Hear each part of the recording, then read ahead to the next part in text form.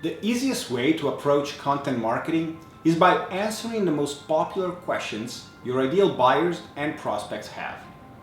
By answering those questions in the form of a blog, concisely and clearly, you allow them to get a better idea of what to expect from your products and services before engaging in a sales conversation with someone on your sales team. So the goal of B2B blogging is not to convert a reader into a paying customer right away, but rather to get a reader curious enough about your business to decide then to reach out to your sales team. This is what the buyer's decision process looks like. They first start by recognizing that they have a problem. And then they start having questions about said problem and begin to search for information on how to solve it. They will likely do enough research to now have to evaluate all the available options, which will then lead them to make a choice. And after that choice is made, they will start to evaluate the effectiveness of their purchase. So this is essentially the decision journey that everyone pretty much follows when it comes to buying a new product or a new service.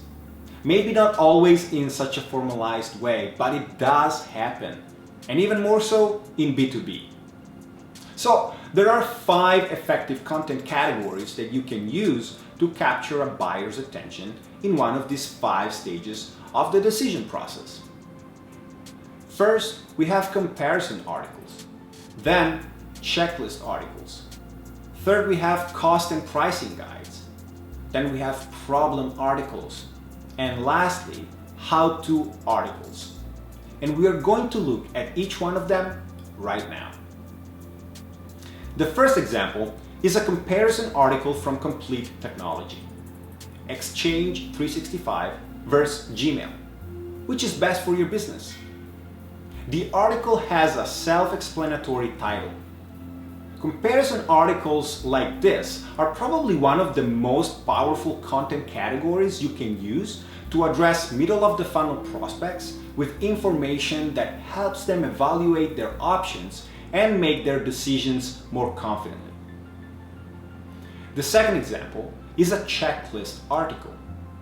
This one is from D&D Roofing, and it walks you through the 7 things you should ask before signing a contract for a roofing job. Each of the 7 steps tell the reader exactly what to look out for in a roofing contractor and what to ask them before signing a contract.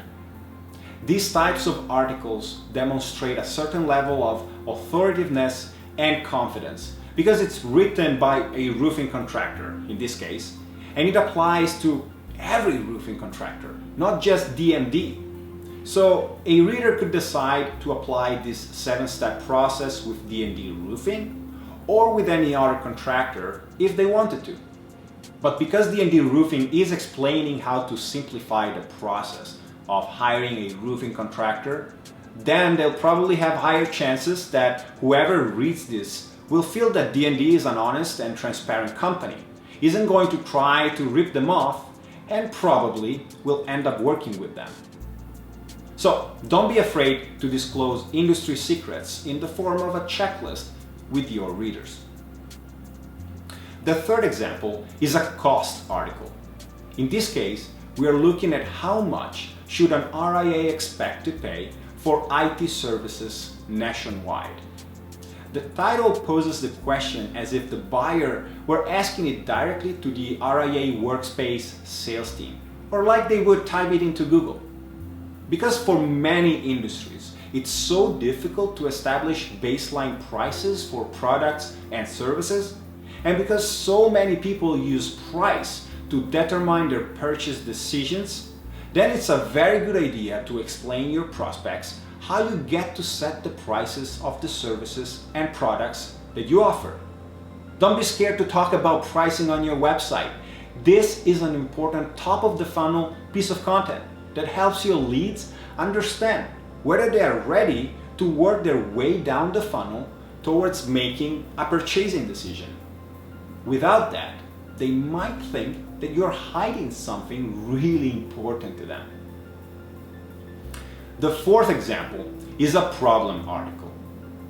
5 telltale signs of a ransomware attack. If you find this article online when searching for signs of a ransomware attack, you know from the title that you are going to learn exactly what those 5 signs are.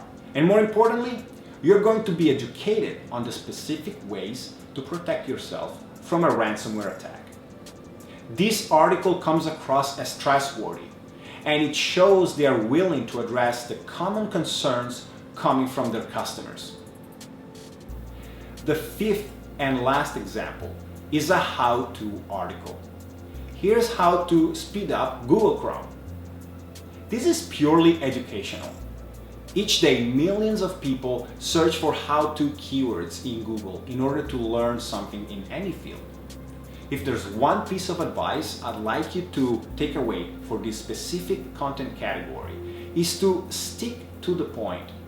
People want to know as quickly as possible how to do something. Nothing more, nothing less. So try and give them what they want without a lot of fluff. So the more you focus on the benefits, especially in your title, the more people will feel compelled to click and read what you have to say. And that's it. When done effectively, with honesty, transparency, and without bias, a robust blogging plan can and will generate interest around your products and services. If you approach your articles with the same kinds of educational tone displayed in the 5 examples we just saw, your organization can be on the road to developing top content that moves the needle and drives curiosity.